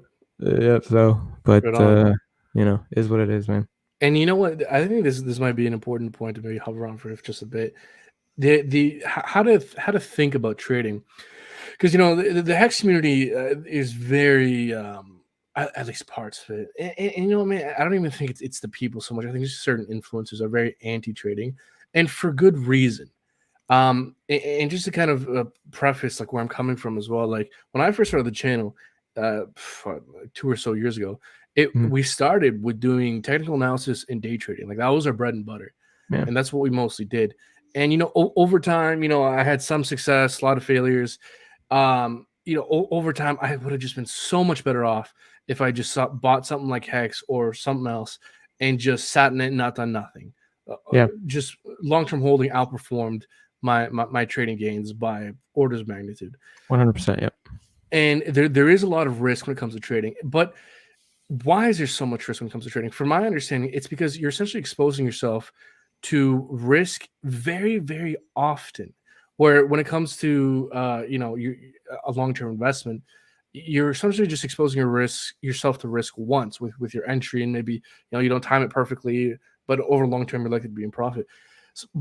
So the risk to reward ratio, it makes sense that long-term holding is superior to active trading, because again the upside is higher and the risk is lower. With that being said, I do believe that there is a place for trading, and I want to get your thoughts on this, where a minority of your portfolio, I'm talking 2.5%, 5%, if you allocate that to trading, take low leverage or no leverage, and make extremely selective trades. I'm not talking about active day trading because you're exposing yourself to risk constantly. I'm talking about very, very selective, almost swing trading. I do think that there is a place for that, and I think Phamous, it could be that place within the PulseChain ecosystem. But to kind of bring this back to you, like how do you view trading? Do you think there's a role for it, a space for it? Yeah. It's funny that you mentioned that the paradigm in HEX is to not trade and to stake it, but clearly Uniswap does not support that fact, because there's always constant trading volume on HEX, 24/7, every day. There is lots of millions of dollars of liquidity being traded on HEX on any given day, right? So there's clearly a demand for people to trade this stuff, and some people are swing trading. If you watch them, you can watch people lose their ass quite often. You can see people doing very well. So there is a market to trade HEX, believe it or not. People like to trade this shit. And there is a place. My personal preference for trading is I don't like to do the scalping shit. I don't like to do that. I'd rather find the best looking opportunity for a long-term position, and then execute on that. So like for instance, when I called the SPY, buy a couple of puts that were like 6 months out or something like that, that's very reasonable. Okay. And I would have done very well, right? And then with Bitcoin, open up a low leverage short with it being in mind that all right, we're going down this time further than we did back in what was it, May or something, where it went or April, May, when it went from 65 to what, like 38 or something like that, 38K. I think it was around 30. I think. Okay, yeah. I think the lowest it went was like 29, but I think, yeah, you're right. The average was about like 30, 33 or something like that. Yeah, like it hovered around there. Yeah. Yeah, exactly. And then fucking leveraged out the wazoo and made a new all-time high for a day, right? The Judas scam. But yeah, I mean, having those long-term, I guess you could say cycle trades, I really like those. And, those are really attractive to me because, you can really, I guess you could say, eliminate a lot of that daily risk, right? If you're trying to trade daily, you're going to have wins and losses. There's so much more volatility. Yeah, exactly. And it's harder to get that right. It's a little bit easier to get it right when, the market is starting to slump over and, you can kind of notice things are happening and then open a position and let it ride for a couple of months, and then walk home, relatively happy. And then the other way around, like right now, opening up, like say you're sitting in cash, right? And just opening up a long on HEX at the moment, if you were able to do so, you could protect against the upside in case you don't actually, get the entry price that you wanted, right? So you open up that little insurance policy at like the current spot price with a little bit of leverage. And then that kind of dampens the punch in the gut if the price starts to run away from you, from your cash position. You know what I mean? So things like that, entirely reasonable to do, in my opinion.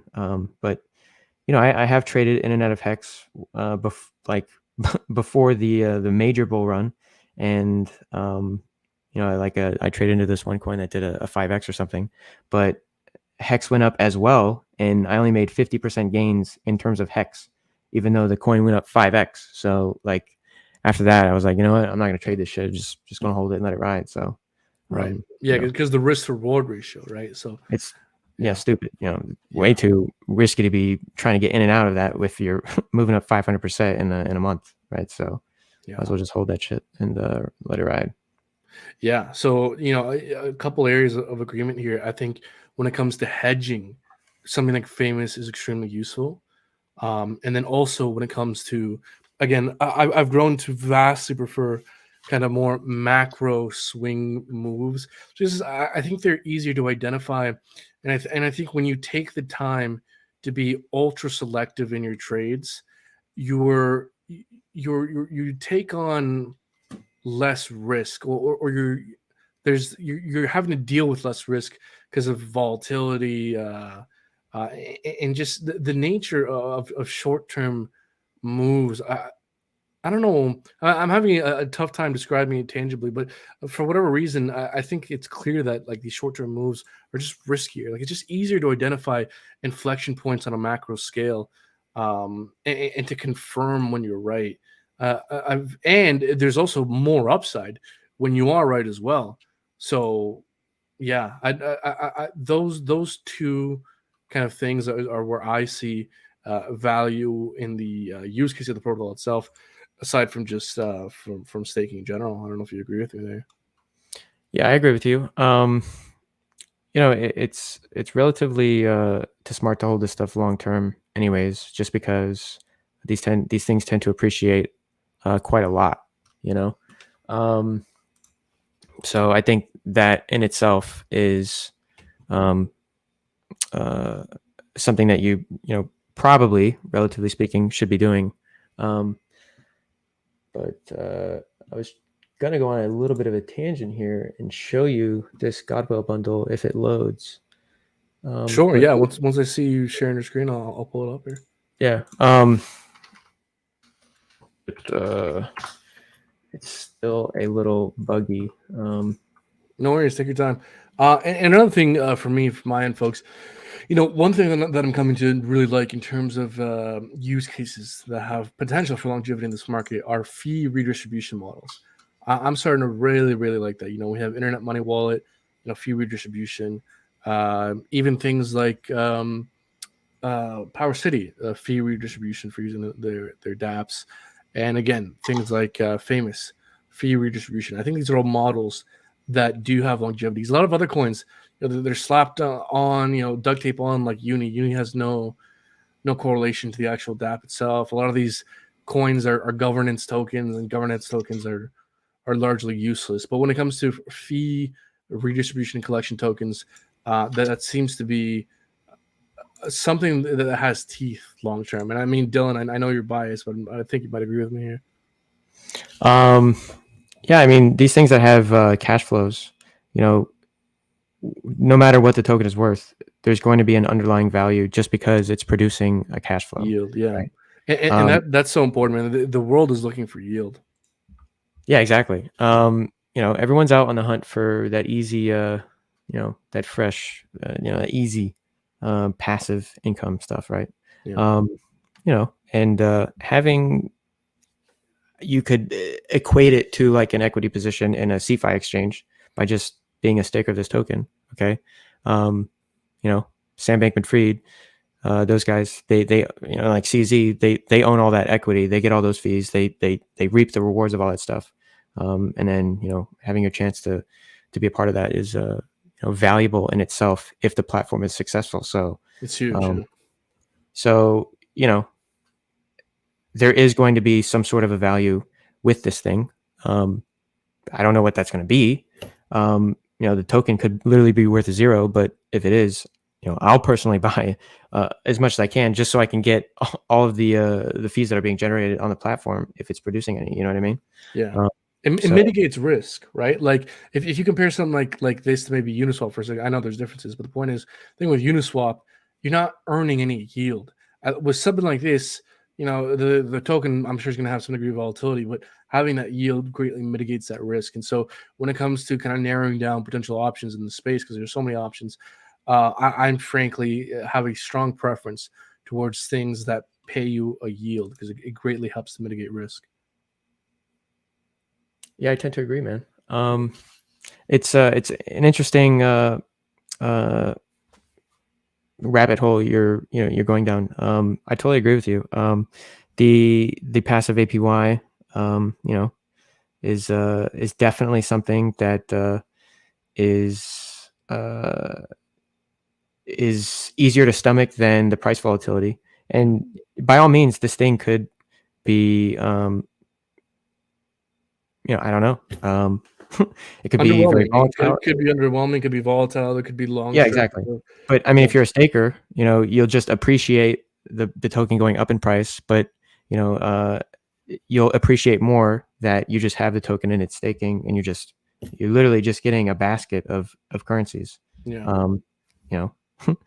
Which you could then you can withdraw at any time, right? You could withdraw it, provide liquidity on Phamous, or chuck it on Fiat, and you could basically open up, that could be your collateral on Fiat, and then you could go free up some cash flow or whatever, where you just sell everything into a particular coin that you really like, or you could do tons of different stuff with all these cool tools. So yeah, absolutely. Are you still pulling up something on your end there? Yeah, so it's giving me some issues right now. No idea why. I'm gonna clear the browsing data again. Yeah, make sure you delete the history before sharing it. Yeah, the cookie on here, I think, is corrupt or something, because it's just not loading. No worries. Well, if you want to continue trying to figure it out, we can. If not, we can move on. But look, some other point here that's extremely important is the ability to compound your yield, folks. This is such an important point, especially if you're able to do this for a year or two. Like, folks, look, typically speaking, bull markets are roughly a year, half a year to a year after the latest Bitcoin halving. Next Bitcoin halving is, I think, March 2024, and so top of next cycles would likely be roughly a year after that. So, folks, point is, we have a couple years here to accumulate yield. Take that yield. Like, for example, let's say you're staking Fame. You could, of course, take your yield and sell it and pay for your life, and that's fantastic. Or you could take that, some of that PulseChain, be a PulseChain, stake it with a validator, or depending how the staking mechanism is going to work moving forward, take your HEX, stake it, or you can take your HEX, PulseChain, HEX, Hadron, something that's going to be correlated, provide liquidity, and just keep like this is something I plan on doing, and just an idea to throw out there. All these different protocols, liquid loans, Phamous, internet money wallet, take the interest you earn, stake that, and just keep taking your yield and keep putting your money, have your money work for you. And if you keep doing that over and over and over and over again, it's the results are parabolic, where you might not see the results of that, immediately, but come bull market 2024, 2025, those dividends are really going to start to reap rewards around then. And Dylan, let me know kind of what you think about that timeline as well, because it seems like you're familiar with TA as well. Does that kind of track along with how you're viewing this market moving forward in terms of time frame? I think that I think we're getting closer to a bottom as we kind of hover around this price. I'm speaking purely from like from HEX. Okay, the liquidity is relatively thin on HEX at the moment. Yeah, and it's kind of disincentivizing people from selling, and it's a pretty good deal if you're a buyer. And I don't think Bitcoin is very liquid at the moment either. I think I saw somewhere in one of the chats there was, I think, 20,000 Bitcoin, the equivalent of 20,000 Bitcoin on the markets at the moment, right? Just in the like a 10% range. So that's like $300 million or something like that. So it's relatively. That's not a lot. No, yeah. So in the grand scheme of things, in that liquidity spread out, and yeah, exactly. That's not very much. So that's actually a really significant point that I realized as a trader that I don't think many people appreciate, which is actually how incredibly easy it is to move the price, and actually how little money it actually takes to move the price. Because there's on these centralized exchanges, there's always a spread. But the actual liquidity around the price at any given moment, there's a ratio between buyers and sellers. Like a difference in a couple mil on one side or the other is enough to move the price dramatically. And so, people like to complain that HEX is illiquid and compared to other things. I suppose it is. I could agree, but I think a lot of people fail to realize actually how little it takes to move everything within this market. I don't know if you agree with me there or not, but I agree with you. I think one of the features of crypto is that it's illiquid, and that kind of helps with the price appreciation.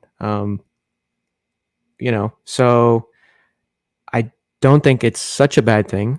But however, when large entities are liquidated, like with Luna or FTX, it really impacts the price when they their over leveraged positions get wrecked, right? So we're talking billions of dollars. Okay. So there is more volatility, and you'd be able to take advantage of that stuff if you saw it coming or caught wind of it or something like this. So there's that. But yeah, I do think that a lot of what's going on with the Bitcoin price may still have to do with macro conditions, but I think that information is becoming depreciated because more people are becoming aware of it. So right now you'll see less movement on things that the Fed says, because the talking heads in crypto are now talking about the Fed.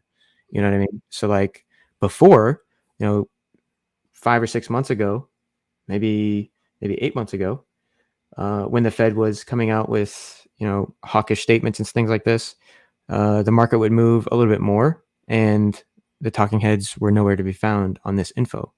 And now, basically everybody in the crypto space that is still tuning in is keeping up with this information and watching the FOMC, the meetings, and paying attention to the CPI reports and paying attention to the job data and things like this. So, I think a lot of that information that's being dropped now is depreciated, and the kind of the more, I guess you could say, alpha trades that are going on are still being found at the moment. Like, I'm not aware of anything else that's really giving you an edge. Like right now, just kind of sitting on the sidelines, basically. I think the insolvency of some of these exchanges is a good sign, a good and a bad sign, right? It's kind of getting rid of the buildup of shit that we've gotten in this industry and kind of cleansing us of that. But if it goes too far, it could be extremely devastating. So there's got to be a point where it stops.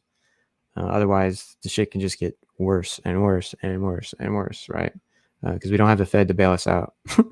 They're not going to bail out a bunch of crypto nerds. No, especially after this FTX. They're not gonna bail us out, bro. So yeah, we're kind of fucked. If this stuff doesn't stop. So maybe the Fed will start to go a little easy on the market, perhaps. I think if you really want to kind of gauge or position yourself, once that unemployment data starts to go up, that's probably when we're going to start pivoting, and that's probably when money's going to be cheap again. But if that unemployment data, if that stays relatively low like it is now, there's no reason for them to ease up at all. So that's basically their mandate. Stable pricing, inflation, basically, and then stable or sufficient employment or whatever. So once one of those starts to go haywire, they start to go the other way. So that's right.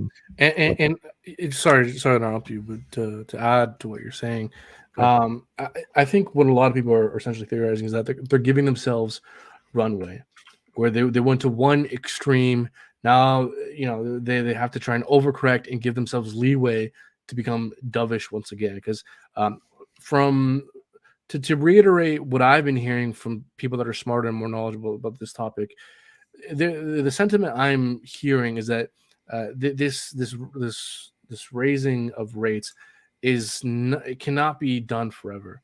At some point, this will have to end, and it seems like there's a consensus from what I'm hearing from people who are more knowledgeable on this topic than I am, is that at some point next year, whether it's quarter one, quarter two, quarter three, it makes sense that they would have to lighten up and do some kind of reversal. And it seems to me like they're just giving themselves a runway to be able to become more dovish later down the road. All right. Which, again, correlates to when the next Bitcoin halving is going to be. And so there's a lot of reasons to think that both time-wise, drawdown-wise, we're close to somewhat around the bottom, and that there's reasons to think, again, due to the halving and perhaps more dovish Fed policy, that next year moving forward might be more bullish. I tend to agree. Yeah. It'll probably get a little bit worse before it gets better. But I think that as the market is now, we could see a softer landing, rather than a total nuke of everything. I think that we're still relatively on track, because a good gauge, I guess you could say, if you're near some sort of big city, speaking from personal experience, like back in 2008, I was a wee boy at the time, right? But I remember very clearly, I remember driving downtown Orlando on a Saturday, midday, and literally no one driving, like no one in any sort of parking lots. A fucking ghost town. Okay. And right now, we're still seeing, like for me personally, shopping malls very full on Saturdays, lots of traffic still, lots of full fucking parking lots at shopping centers, right? So I still think that, relatively speaking, we could get a softer landing than a total nuke like a 2008 scenario. But that sort of anecdotal experience is not really indicative of what the market is going to do, but rather maybe an after effect of something terrible happening. But I'm still kind of optimistic that we could get some sort of a soft landing, perhaps. But yeah, I mean, in any way, buying this crypto stuff at these levels is, probably not a bad idea, anyways. So, it could go down a little bit more, but relatively speaking, probably not a bad place to buy at the moment. So yeah, I mean, just in regards to HEX alone, I mean, I don't know about you, man. I'm not a financial advisor, guys. I'm not giving investment or any kind of advice. Yeah. But buying a 95, 96% correction from all-time highs on anything that you think has longevity is That's probably a good idea. Yeah. And again, like for me, man, one of the greatest risk mitigating factors when it comes to crypto is simply extending your time horizon. Like if you come to this space as an investor expecting you to make crazy returns a week from now, a month from now, you're very likely to eventually be disappointed. But if you come to the space saying, hey, I'm willing to put in money and wait 1 year, 2 years, 3 years, 4 years, that time horizon greatly mitigates that short-term volatility. Because what we've seen with everything with longevity, Bitcoin and Ethereum, it's macro higher highs and higher lows on a long time frame. So that's why it's so important to try and find things with longevity. And look, man, it's an open question. Like this is still such a new market, even though Bitcoin's been out over a decade at this point. Decentralized exchanges, leverage decentralized exchanges, NFT, metaverse, so many of the use cases that we theorize might still have longevity. It's still yet to be proven. This is still an incredibly new market, and there are risks that come with that. But that's the reason why there is the potential for 100x here, 1000x, guys. Like this isn't equities. Unfortunately, you have to accept some degree of risk when it comes to investing in crypto, and that's why you're rewarded with these crazy gains. Now, that's not to say that you just accept anything under the sun. No, like the job of a crypto investor is to determine what risk factors are acceptable and which ones aren't, right? Yeah. So yeah, no, that's kind of our job, our job, and it's an open question. But man, I'm excited about the future. Yeah, and I got the fatty thing to load. Oh, okay, perfect. I'll add you to the stream here. So this is a lot of Godwell's wallets, and then this address I have up top. This is not a Godwell wallet. This is just a fresh MetaMask. Because fatty is still in the alpha stage. Okay, so we got to jump to a little bit of weird hoops to do this stuff. But this is a bundle of 11 Godwell wallets. All right. You'll be able to see, what he has in his wallet right now that isn't staked or anything like that, or his wallets. You can see his assets on Pulse and Ethereum. You can see that he has 2 billion HEX on Ethereum liquid at the moment. And he is a Poseidon. And you can see he has a very nice staking ladder. If you care to look, it's actually really nice. So that's awesome. And something that's particularly interesting as well in regards to stake lengths. Like let's say you assume you believe that HEX has longevity. I think it really, really makes sense. And let me know what you think here, to place stakes that are 13 years or longer. Because again, the bonus you get actually ends after 10 years in terms of the time. Mm-hmm. But if you think for how long HEX has been out for what, roughly 2 years, or it's been 3 years now? 3 years. Yeah, 3 years. December 3rd. Oh right? Wow, Jesus. Okay. Yeah. So look, and then in that case, I think it makes sense to play stakes longer than 12, 13 years. Because if you do so, well, what that means is all, if not the majority of OG stakers are likely to have their stakes expire and the t-shirts they got originally expire. So after 12, 13 years, there's so much fewer of those OG stakers still in the game where if you're able to get a lot of t-shirts now, those t-shirts are going to become especially valuable the last 2-3 years of a 15-year long stake. Do you see what I'm getting at? Yeah, I hear what you're saying. I think there'll be a paradigm shift maybe around year 5, 6, maybe 7. Well, after the average, right? Yeah. Where the general consensus will be that possibly, HEX, the actual price of HEX in general,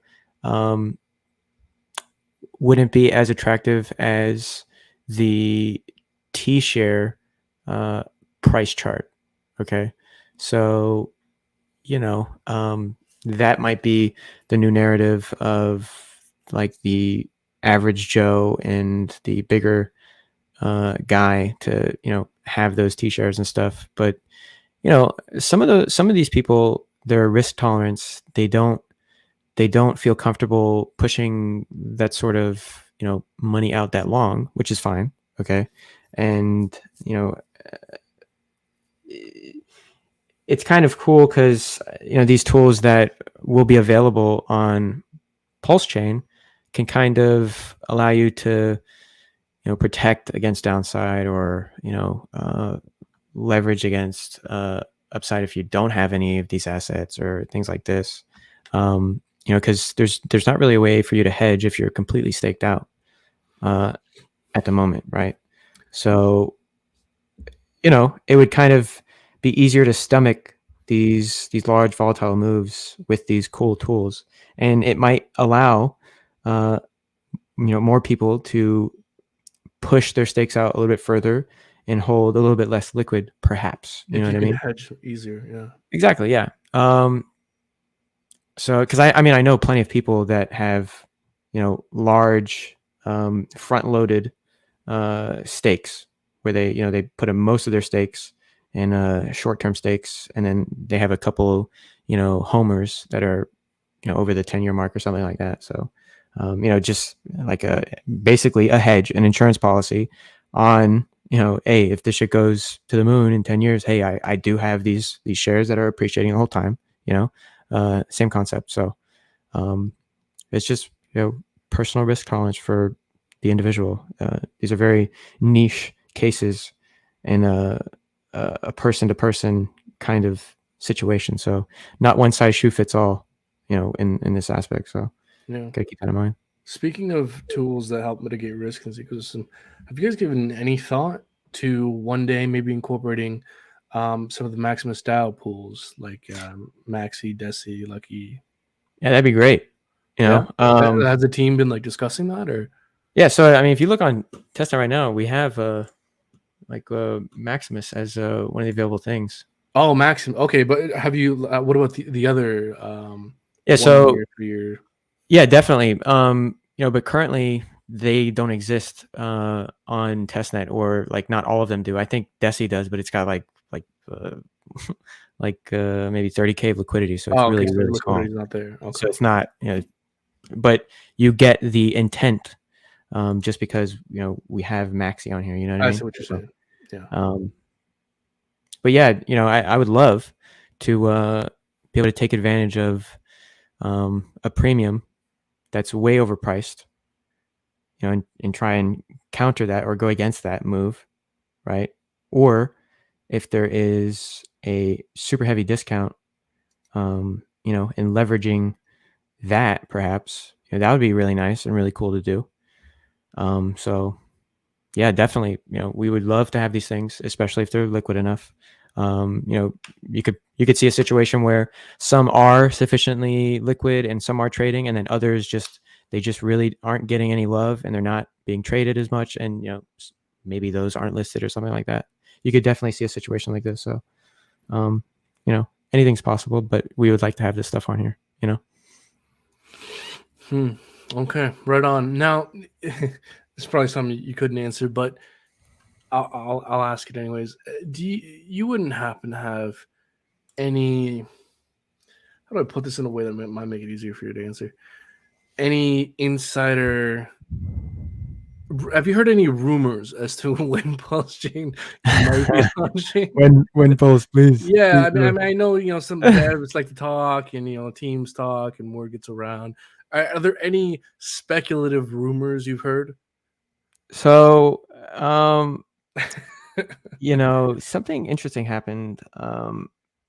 I guess you could say where we reached out to one of the Pulse devs or PulseX devs, and we were like, hey, we want to add the Fame token logo to PulseX, okay? And I gave him all the documentation. Same thing like I did with Fiat, right? And his reply was, do you mind waiting? We're gonna have V3 out in a little while, and then we can just do it then. And I was like, yeah, that's fine. We're cool with that. But the fact that was said and alluded to, hey, so there is that, right? He did say a couple weeks. So there's some hope. Yeah, there's a little bit of hopium for you guys, but that was a conversation I had with one of the devs. And that happened on the 29th, if I'm not mistaken. So, by the way, man, when DASnet version 3 comes out, that the amount of hopium I'll be huffing from that. Yeah. I'll be happy and sad because I won't be a testnet whale anymore. But I'll be happy that V3's out. and look, man, the thing is, too, as much as it sucks to wait, it's we're getting closer to market bottoming out. The more you wait, the more dry powder one can accumulate if we're working a job. So again, like it just sucks to live through the down period. Yeah. But ultimately, if it's 3 months or 6 months down the road, that's not necessarily the end of the world either. Might actually be, in retrospect, a good thing, even though it might personally suck to experience that while it's happening. I agree with that, man. Yep. It's kind of painful, but hey, this is where you should be building, learning as much as you can, and getting busy. Shouldn't be sitting on your ass right now. Yeah. Should be keeping busy, doing stuff.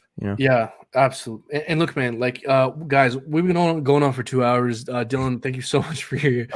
I could go on forever, man. You have to end this. Oh no, I appreciate that. No, you're super generous with your time. But look, it's important to consider things like this, because asking the right questions now and paying attention to the right things now are going to pay dividends a couple years down the road when the bull market does come. Like, now is the time we want to be paying attention. And man, look, it sucks because retention is down, your viewership is down in crypto across the board.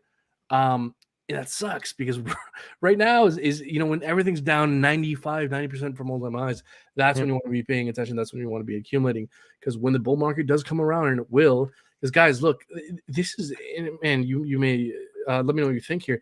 I think crypto is actually the easiest market to understand. People say, oh, crypto is volatile, it's hard to understand. No, it's not. We oscillate between two extremes on a predictable time frame, where we have a period of euphoria followed by an inevitable period of correction, because euphoric both sentiment and price appreciation is by definition not sustainable. And then whenever any speculative instrument visits one side of an extreme, we must inevitably visit the other side.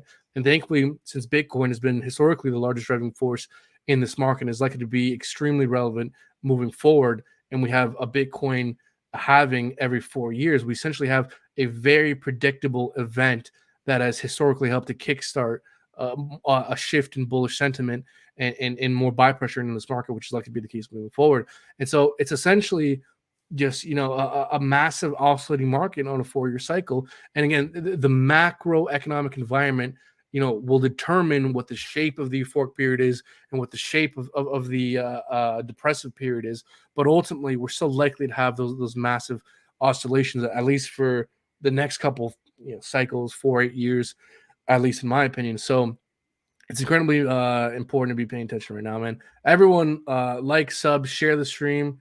Buffo on the beat saying here, I joined late. Did he say anything about SAC date? Should I rewind? So for the people who showed up late, folks, the sacrifice is December 9th, 3 p.m. Eastern Standard Time. You can sacrifice Ethereum, USDC, HEX on the ETH mainnet. If you're sacrificing Bitcoin or other EVM chains, you'll have to wait 15 minutes after the ETH SAC address is available. I will leave the Phamous.io link in the comments right now, so you guys can go on that page and bookmark it. There's more information there. Dylan, do you want to tell the people how they can find out more information and find out more about you? Yeah, so join the Telegram, t.me/Phamous X, with the PH. And we don't discriminate against some of the RH ecosystem alts. If you have a question, just ask in the Telegram regarding that stuff. We're pretty excited for tomorrow. It's gonna be a big day. We realize it is a bear, but we're pretty excited for it, and we think we think a lot of people are interested in this stuff, and rightfully so. Right? So I think tomorrow is going to be a blast. Check out the Twitter Spaces we'll be doing 2 hours before the SAC. Look out for it. Follow the Phamous Crypto Twitter, and then you can follow me at @BB_trippin. It stands for bitches be trippin'. But yeah, so follow us. Look out for the Twitter Spaces, and then we'll be doing a live voice chat about 15 minutes before the SAC, and then we'll mute the actual Telegram while that's going on, and just post the addresses and the respective links and everything like that. So keep an eye out for it. Keep your ear to the wall. And thanks for having me on, sir. It was a pleasure. Right on. No, man, the pleasure's all mine. Thank you so much for your time. Everyone, thank you so much for tuning in. I'll leave links in the description below once his live stream's over. Everyone, until next time, take care. See ya.